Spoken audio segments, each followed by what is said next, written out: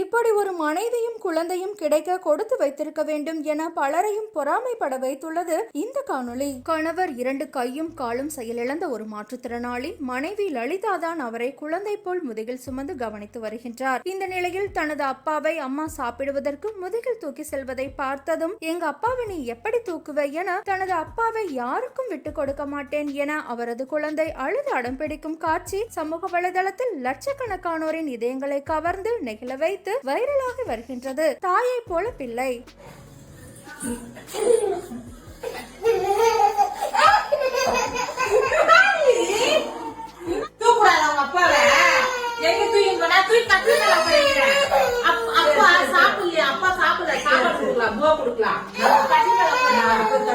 சாப்பிட்டமா இங்கேதான் காரணமா?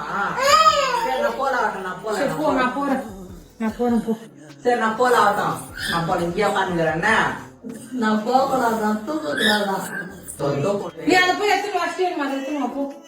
ரூம்ல போய் எடுத்துட்டு படையுது காணாம போ. பெண்ணு எடுத்துனா பலூன் எடுத்துனா போ. பலூன் எடுத்துனா